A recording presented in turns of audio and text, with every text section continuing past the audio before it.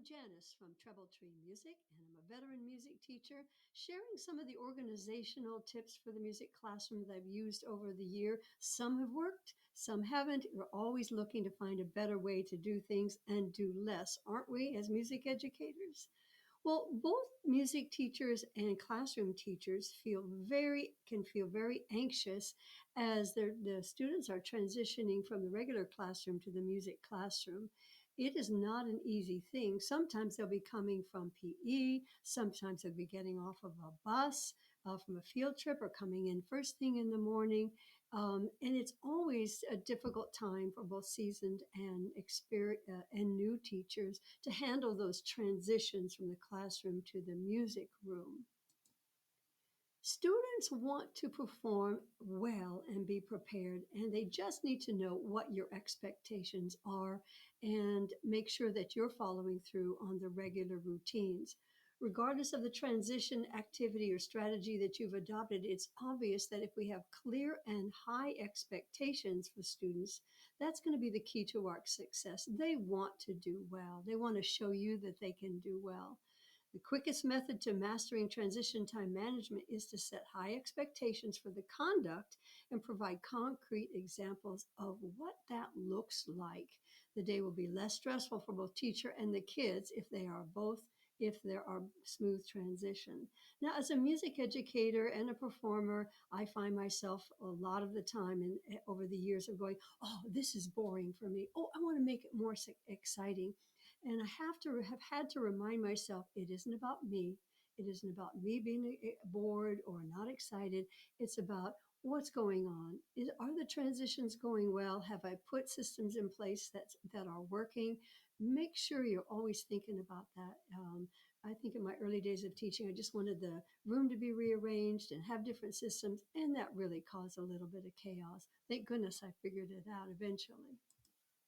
One way to have consistent transitions is to have clear rules on how to enter the music room or how to come even down the hallway. Remember, your classes may be coming from next door in the main building. My classes oftentimes had to traverse all the way across the campus in order to get to music and come through the cafeteria, which was loud.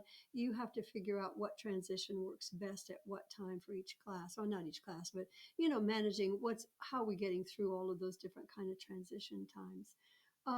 Remind them to walk quietly to and from the music room, especially as they're leaving. Get them calm before they head out and line up for their teacher to go back to the classroom. Classroom teachers will really appreciate that. Ask them to look and listen for directions and have the same direction delivery every time. Where can they look on the wall? What do they need to do to put away? And then come in ready to learn and have some fun, because I think that's the most important too. We want to teach them how to pick up the instruments and how to pick up the materials for the music class. And we have to practice that in those first few weeks of school. We do a lot of teaching on where do we go, how do we do, if we need help. Also, just getting in the classroom, the music classroom, and saying, this is how we pick up the instruments. And you can always choose a few students to demonstrate that, and they love to do that.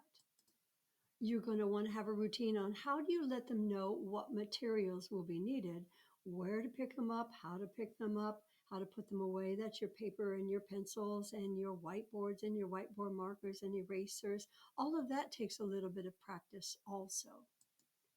You want to check with yourself. Did I double check that I told them everything they needed to have ready? Or did in my panic forget that and now have to send kids racing over to get materials or leaders to go over and get a pile of pencils? So those are things that have to be part of that planning system for yourself as well as for the kids. Mistakes are okay. We just learn from them. Next is have I shown them where to look to understand what they're going to need? And that could be a list inside the classroom. It could be on the board. It could be on the projector, on a sheet, on an overhead, a Google Doc. It can be in any way that makes it easy for you.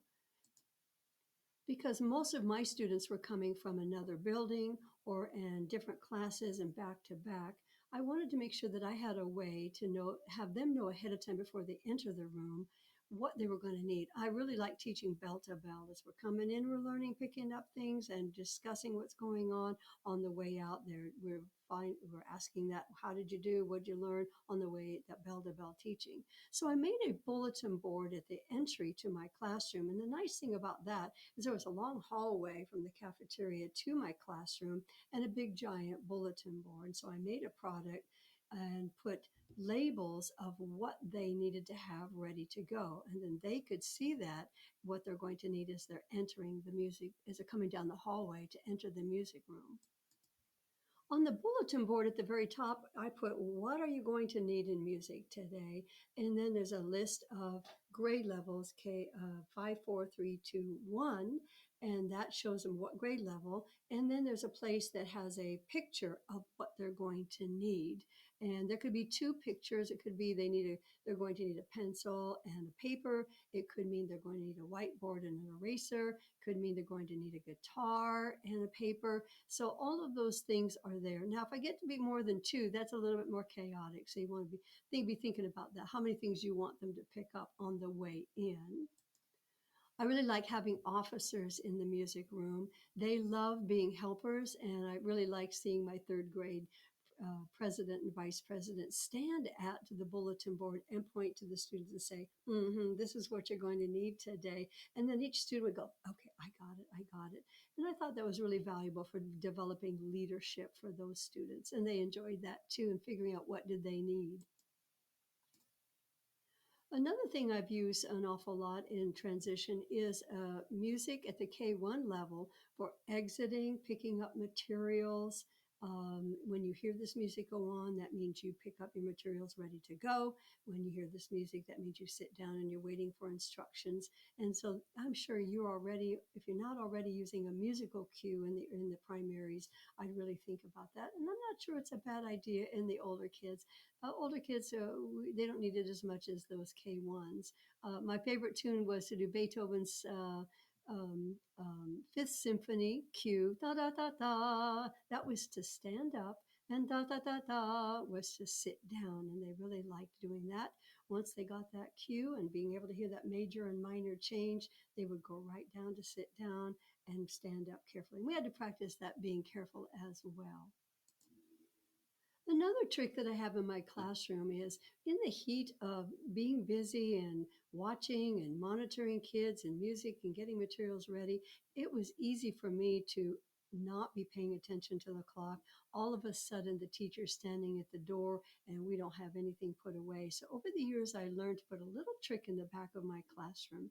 I put a clock on the wall and I put a little special showcase of that clock. And then I put a sign that said 5-minute rule. So I needed to be on the way out, headed out, picking things up 5 minutes before the end of the class. And it was just my visual reminder, say, get your stuff together, get those kids out that door. So many years I had students coming and going with no transition time, and that really helped me to be right on top of it.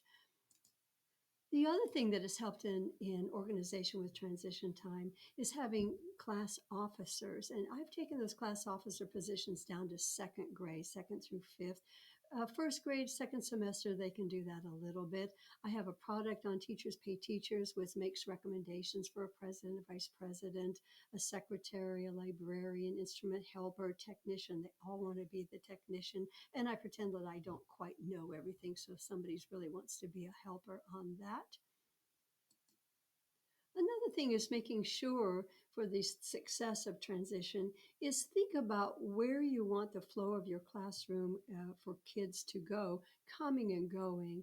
And I'll put a link down in the description. I also have a video on how to manage that. I also have another video about how you're going to manage the paper pencil if you're doing any kind of paper pencil. I really am enjoying doing more digital work these days, but paper and pencil sometimes are necessary. Making sure that there's a clear space to come through. Where will pencils go? You want to make sure that not everything is right at the doors they're coming in, because that's a bottleneck, and you want to make sure they're coming fully into the classroom, picking up their materials, coming around. You can even have squares on the floor, numbers on the floor, that there's a walk in flow and an exit flow. And the other thing that buys you is a little time to transition to the next class's lesson. If they hear the to go music, they picked up their materials, and they're on their way out and they stop at the door, by that time, you can have all your next class materials ready to go. Another trick of the trade. I hope this video has given you some ideas of how to manage that transition time. Remember, you want to think outside the box, think about what the kids are feeling comfortable with. If there's chaos, look beyond what's going on. Is it because you're being creative and changing things, or is it because they really don't know? And give yourself permission to have the children uh, sit down and revisit those rules. I think doing that several times a year really makes the class go well, transitions go well. There's all kinds of in class behavior rewards that you can implement, and you have to find the one that works for you. One of the things that I tended to do in the beginning is put too many reward systems in, and it was hard to manage, and I just backed that down to one. So you have to find what works for you, what's real in the management time and planning time. I hope you found some of this helpful, and I'd love to hear from you if you have any other ideas that you'd also like to share, or anything else that you would like to learn.